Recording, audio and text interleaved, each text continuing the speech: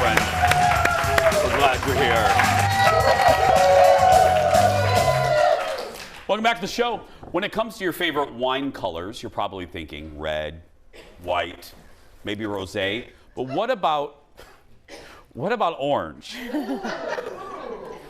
Settle down, audience. Settle down.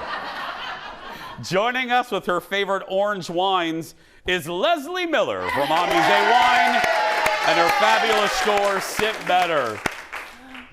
So these aren't pumpkins. They're not No, they're pumpkins. not. Yeah. They are not When I was sitting at my desk, I thought, where did Leslie find little gourds off season? I really did. Okay, thank you, Leo. I realize. Thank you for the close-up of the oranges. I appreciate it.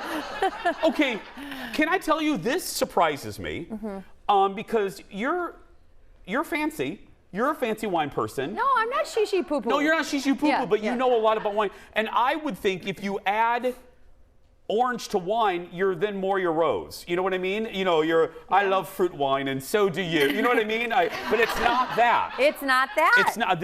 I love this. Okay, talk to me here. Okay, so rosés. We know all about rosés. Let's get you started with the first orange wine. Okay. A little Pinot Grigio. This is from Slovenia.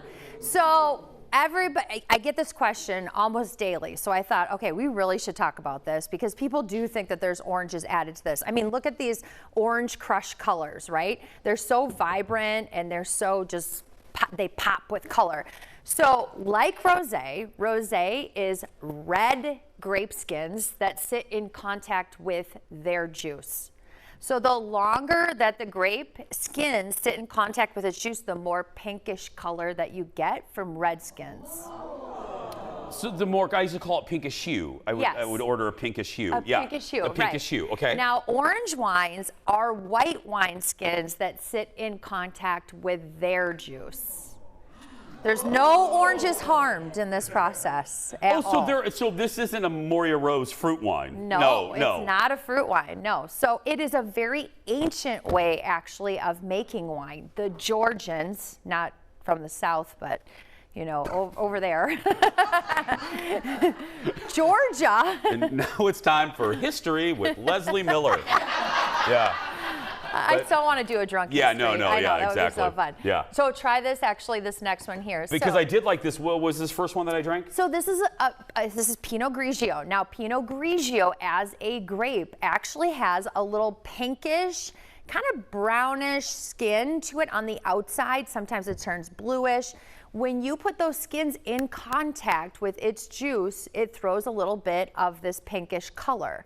Now, it's almost like a copper color the longer that you let the skin sit in contact. These are both lovely. I like both of these. They're so delicious. Yeah, I like both of those very much. And they're both Pinot Grigio. Now, this one actually comes from Slovenia. This one comes from New Zealand. What price point are we talking about with these two? Like $17, $18. Oh, that's a deal right there. They're so delish. Mom, write that down. Yeah.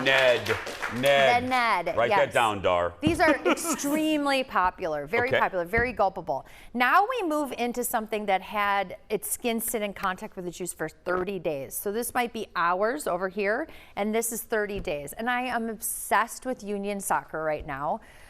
These guys came together to make a number of different wines out of Central Coast.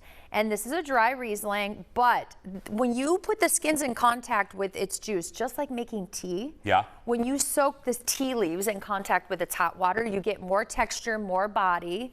Also, you just get some layering going on. So there's more going on than just a dry Riesling here. I don't always love a Riesling, but I like that. It's so fun to do that. Now this one is a brand new company out of California. They're actually just called the Fallen Grape, and the only thing that they do is orange wine. And you're gonna see orange wines all over restaurant lists. You're gonna find them in your small retail stores. I mean, orange wine is definitely having a moment. It's kind of what rosé was having. Well, it still is. It still is. Yes. That's good. Yeah. I actually like this one better than that one. It's very citrusy, actually. It's very citrusy. I enjoy that. Now this one, we went back to Slovenia, but this isn't a sparkling style, and this is actually the grape Muscat.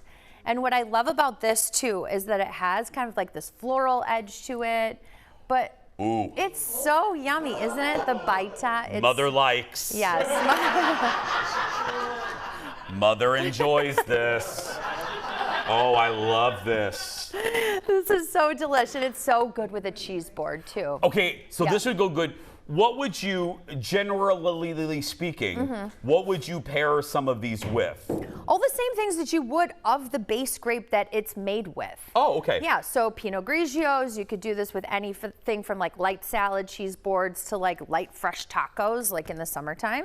Oh, yeah, that might be my favorite. Yeah, this. What's that one? What's that called again? So this is made by Boyan Cobal. The name of it is called Baita, just means farmhouse. That's pictured on the front of the label, and it's made with muscat.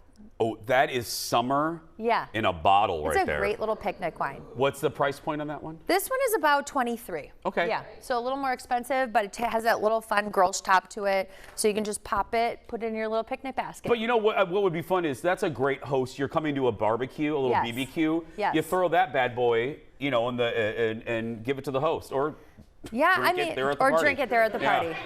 These are such great wines, I think, to bring to any sort of like dinner party or something this that's weekend with 4th of July. That's right. Bring an orange red. Leslie's answering some. Are we doing myths? Are you busting some more myths? We're busting them. Oh yeah, well. Mother. Thanks, Father. More Leslee Miller when we return. Back in a moment, everybody. That one is real. I was like, okay. Welcome back. We are back with Leslee Miller from Amusee Wine, and yes. And if you're visiting us here in the Twin Cities, go visit her wonderful store, Sit Better. I'll tell you, there's mutiny, though, in our audience. Row 1 and 3 are causing problems. They want wine. I mean, HR would kill it. That woman right there, she's threatening to leave and go to Twin Cities Live if she doesn't get wine. Yeah. Okay, Leslie's sticking around, and she's answering some questions that you guys sent in on our Jason Show Facebook page. First up is Marie. Hi, Marie. She says, hey, Leslie, I'm a newbie when it comes to wine. What is a good starter wine you would suggest trying first? This is actually, this is a common question, but it's always worth repeating because she represents a lot of folks. Yeah, I mean, it kind of depends on, do you like something that's sweeter? Are you willing to just try on something that's dry? I do recommend Pinot Noir a lot to people. It's the lightest bodied red grape out there, and it tends to be super fruit forward if you're grabbing them from places like California, Oregon, places like that that are a little bit warmer. Or, what I would suggest, and I don't know, I think you guys do this, go to a local wine store. Right. And I took my mom recently, and we just did, I said, try some, because she wanted, she's back on the wine, y'all. She's back on the wine, yeah. And thank God for us all. Good job, but yeah. Right, Mom? But I had her taste some wines, and she found one that way. Yeah. And all the stores, they'll open, there's tastings all right. I mean, there is. And I love focusing on customer service because I do think it's important to, we talk about it all the time, interviewing the person when they come in. Yeah. And I say to people all the time, tell them what you're having. Are you having chicken pot pie or Cool Ranch Doritos for dinner? I mean, I do all the time. And say. Amen, sister, amen. Right? Next up, Leslie and I, we live next door to each other. I'm coming over tonight. Yeah. Chicken pot pie. That's right. Cool Ranch. Next is Frances. Hi, Frances. She says, hey, Leslie, I'd like to bring a wine to a family BBQ over the 4th of July. What goes best with burgers and brats? Let me tell you, Montepulciano. Ready for this? I feel like Ted should be here when we're saying this. Yeah. Pronouncing this. Ted's already left, by the way. He's already, Montepulciano. It's a grape from Italy, and you can find them for like $10 to $12, and they will go with everything on the grill, from vegan to brats to burgers, turkey, you name it. Okay, you know what you're doing to us right now? Because now we're going to get emails through Sunday of like, what was the name of that wine again? We just better make a big graphic and put it on the Facebook page. Say it one more time. What is it? Montepulciano. Montepulciano. Yes, it's a grape from the east. The studio audience is saying, audience, one more time. 1, 2, 3. Montepulciano. Yes! Yes! Now what we're doing is, now row 3 is going to want some wine. The last question is, the last question's from Benny. Benny says, I'm traveling to France next month and want to bring back some wine. What's a good way to pack the wine when traveling so it doesn't break open? Great question, Benny. This is great. I'm going to tell you first, make sure that that wine is not distributed in the United States. Make sure it's unique so that if you don't get back to the United States and then you find that wine sitting on your local wine shelf, right? You're like, oh, I toted this all the way back. But I will tell you this, these bottle bubbles are amazing. I actually travel with them. And you put your little bottle right inside, and then it seals up at the top, and then you just put it right into your suitcase. It's amazing. So if it breaks open, I mean, I wish I invented this thing, but it's called the bottle bubble. Where do you get those? Just like on Amazon or online. They're so awesome. And then it has a little. That is one of those inventions. Don't you go like, oh, I wish I would have. Yeah, I wish you would have invented it. Yeah, right? That is fantastic. We'd be sitting in Slovenia drinking orange wine. With row 3. Yeah. Give it up for... what? Oh, right there's the ground. Oh, look. There it is. Look at Ted working right before he quits.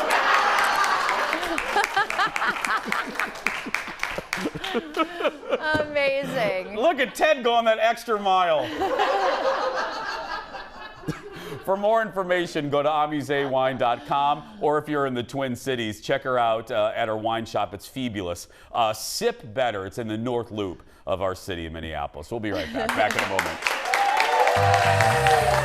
I'm taking this. Cheers.